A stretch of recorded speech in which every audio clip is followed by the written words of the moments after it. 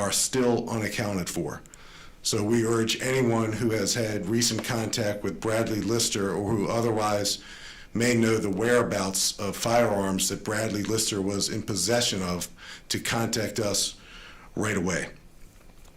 Our detectives from the Major Crimes Bureau worked around the clock on this one with authorities, local and federal, in Maryland, and we located Bradley Lister in the state of Maryland, where we apprehended him and interrogated him. He's being held right now in Maryland pending extradition. This is the 16th and 17th murder of 2021 in Fairfax County. That's certainly up from where we were last time around. We've had 3 double murders this year, and as I mentioned, this is the 4th time where a parent or a sibling has been killed by a son or a brother. Our overall crime in the county, and that's certainly something more than halfway through the year that citizens and community members are concerned about. The overall crime picture in Fairfax County, we're down 15%. We're down in robberies, we're down in burglaries, we're down in sex offenses, and we're down in auto thefts. We are up in our homicides, and that has our full and undivided attention as an agency. The Major Crimes Bureau and the hardworking detectives assigned to homicide have closed 71% of the murders that we've had this year. But that doesn't take away from the fact that lives have been ripped away from family and friends and neighbors. One murder is too many. It's the ultimate crime that has our full and undivided attention, and we do this hard work on behalf of our victims and our victims' families. Our Victim Services Division has been hard at work, like they always are, interacting with surviving family members, friends, and neighbors, and that will never stop. We'll take some questions, but first I want to bring up Lieutenant Erin Weeks from Homicide, and she'll go over this particular case in greater detail, and then we'll jump into Q&A. LT.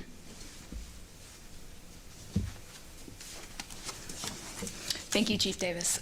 Excuse me. This Friday morning, a daughter contacted the police after not hearing from her mother and was concerned as this was out of the ordinary for her. Officers from our West Springfield district responded to the home in the 6100 block of Eagle Landing Road in Burke to check on the well-being of her family members. When patrol officers arrived, they noticed the doors of the home were locked and secured. Our officers were able to make entry through an unlocked window and made the tragic discovery of 2 female victims, 67-year-old Susan Lister and her daughter, 41-year-old Amber Curry.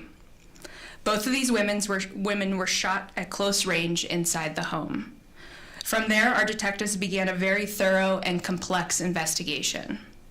We quickly learned about our offender, 33-year-old Bradley Lister. We were initially concerned about Mr. Lister, but we were unable to make contact with him, and his whereabouts were unknown. From there, the investigation continued, and we learned that Mr. Lister had an extensive history with law enforcement. It was at that time our detectives believed that he may be in the Baltimore area. We worked closely with Baltimore law enforcement officials and our federal partners to locate him and the vehicle he was driving. Our federal partners were able to locate Mr. Lister last night in Baltimore City and took him into custody on unrelated charges to our homicide investigation.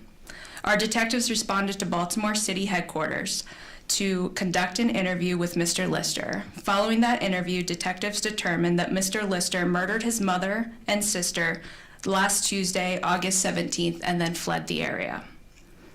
Before I open up for questions, I want to reiterate Chief Davis's words and offer our deepest condolences to the family over this senseless loss.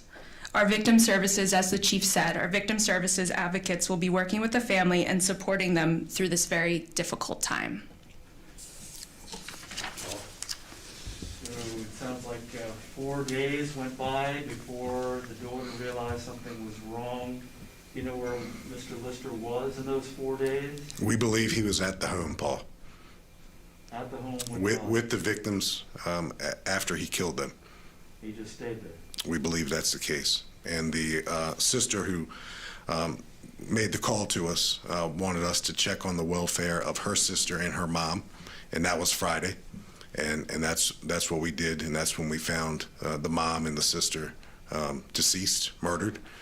We believe that our killer left the home that very day on Friday. Had that sister been in contact with Bradley Lister in those days between Tuesday and Friday? So just to make a slight correction, sorry, Chief. We believe that he killed her on Tuesday and then left the home shortly after that, between Tuesday and Wednesday. And then the family called us on Friday, and that's when we were there and we discovered the victims inside the home. So you made a quick arrest in Baltimore on it sounds like maybe a probation violation. Did he admit to doing this? So we're in the middle, like as you said, we're 4 days into this investigation, and we were able to make the arrest. So we are analyzing the statement that he made, but based on his statement, he did give us enough to have probable cause in order to charge him with homicide, with murder. And do you know why he did this? Unfortunately, these type of cases, a lot of times the motive is unknown. We're still trying to figure that out ourselves.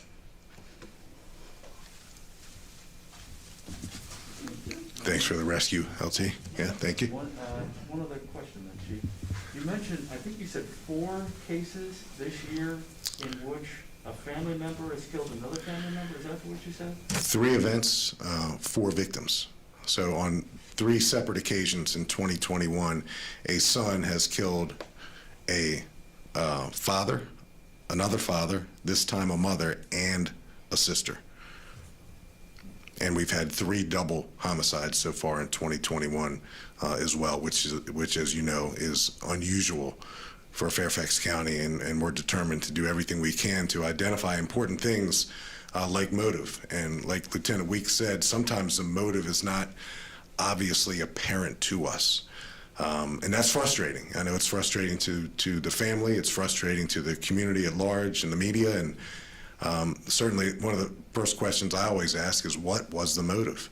And I'm always disappointed to hear that we really don't have one, other than we just don't know. And you know, the family dynamics that are going on inside of households, you know, always and certainly nowadays, there's tension, there's anxiety.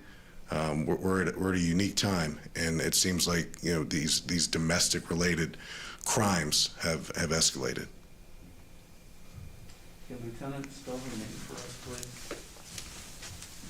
Weeks. First name. Erin, Erin. Thank you very much. Thank you. Thanks, Chief. Thanks for the time.